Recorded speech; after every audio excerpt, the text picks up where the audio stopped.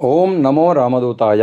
మనము ఈ వీడియోలో భీమసేనుడి కథను గురించి, ఆయన గురించి మనకు తెలియనటువంటి విషయాలు కొన్ని తెలుసుకునేటువంటి ప్రయత్నం చేద్దాం. సహజంగా కొన్ని సినిమాలలో చూపిస్తూ ఉంటారు, భీముడు అంటే అతి నిద్రాలోలుడు, చదువు లేనటువంటి వాడు, తిండిపోతూ, స్థూలకాయుడు, కోపిష్టి వంటి విశేషణాలతో కొంతమంది కవులు భీముణ్ణి చిత్రీకరించారు. దాని గురించి ఒక పద్యం కూడా ఉంది.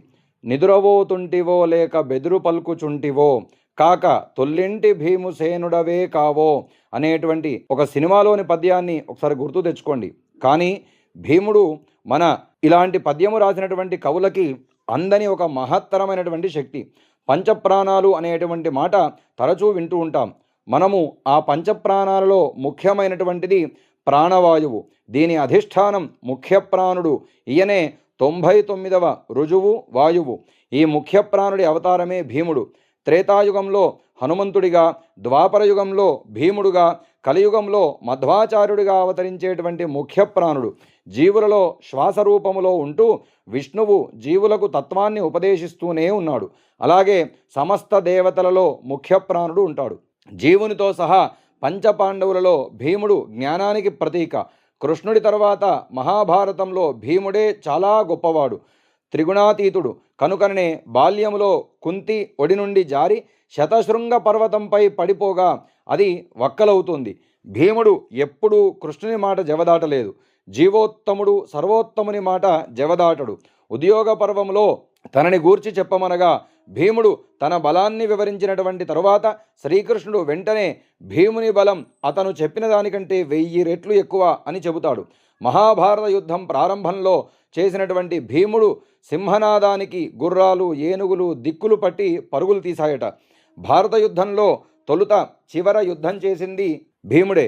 లక్క ఇంటికి నిప్పు పెట్టడం 6 నెలలైనా కుదరలేదు. ఎందుకంటే భీముడు ఆ 6 నెలలలో రేయింబవళ్ళు కాపలా కాశాడు కనుక. ఇది అతని శక్తికి ఒక మచ్చుతునక మాత్రమే.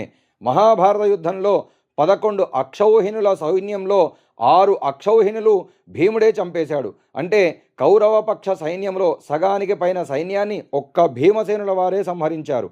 యుద్ధానంతరము ధర్మరాజుని వైరాగ్యాన్ని కాదని రాజ్యపాలన వైపు మరల్చింది భీముడే. మనకు మరి ద్రౌపది స్వయంవరానికి ఎందుకు భీముడు వెళ్ళలేదు అనేటువంటి సందేహం వస్తుంది. దానికి పురాణాలను సమన్వయం చేసి మధ్వులు వారి మహాభారత తాత్పర్య నిర్ణయంలో ఇలా వివరించారు. భీముడు సంహరించినటువంటి విష్ణు భక్తుడు బాహ్లికుడే. అది బాహ్లికుడి అభ్యర్థన మేరకే. భీముడు సంహరించినటువంటి ప్రతి యోధుడు దుర్యోధనుని రూపంలో ఉన్నటువంటి కలి అనుచరులనే. అలాగే కృష్ణుడి శత్రువులైనటువంటి జరాసంధుని, కీచకుణ్ణి, కిమీరుణ్ణి, హిడింబాసురుణ్ణి, బకుడిని, మణిమంతుని, దుశ్శాసనుణ్ణి భీముడే సంహరించాడట. పాండవులలో 2వ వాడైన మొదట వివాహం జరిగింది భీమునికే, హిడింబితో. 2వ వానిగా పుట్టడానికి కారణం కృష్ణుడు కూడా బలరాముని తమ్ముడిగా పుట్టాడు కదా. సర్వోత్తముని అనుసరించేటువంటి వాడే జీవోత్తముడు. భీముడే కౌరవ సోదరులందరినీ కూడా మట్టుపెట్టాడు. దుశ్శాసనుని రొమ్ము చీల్చి నెత్తురు తన దోసిలిలో ఉంచుకొని మన్యుసూక్తం చదివి మరీ నారసింహుడికి నివేదన చేశాడట. పరమశివుడు అంబకు ఒక మహిమాన్వితమాలను ఇచ్చి ఇది ధరించినటువంటి వీరుడు భీష్ముని చంపగలదు అని వరమిస్తాడట. భూమికి నలుచెరుగులా ఉన్నటువంటి రాజులని అర్థిస్తుంది. ఈ మాల స్వీకరించి భీష్ముని వధించమని. అందుకు ఎవరూ సాహసం చేయకపోగా చివరికి ద్రుపదరాజ మందిర ద్వారానికి దానిని తగిలించి తన జీవితాన్ని చాలిస్తుంది. ఇతఃపూర్వం శిఖండి ఒకసారి ధరించి విడిచినది ఈ మాల.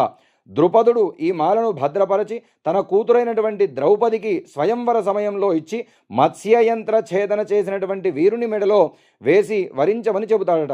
విష్ణు భక్తుడైనటువంటి భీష్ముని జీవోత్తముడైనటువంటి భీముడు భాగవత ధర్మం ప్రకారం వధించలేడు కనుక ఘటనాఘటన సమర్థుడైనటువంటి శ్రీకృష్ణుడు అర్జునుని చేత ఈ పనిని చేయించాడు. తద్వారా పరమశివుని వరాన్ని గౌరవించాడు.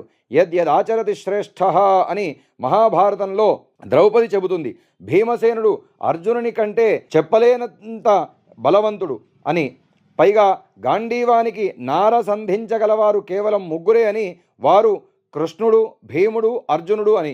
ఇది భీముని ఎనలోయని జీవోత్తమమైనటువంటిది అనేటువంటి విషయాన్ని తెలియజేస్తూ సర్వం శ్రీకృష్ణార్పణమస్తు. ఓం నమో రామదూతాయ.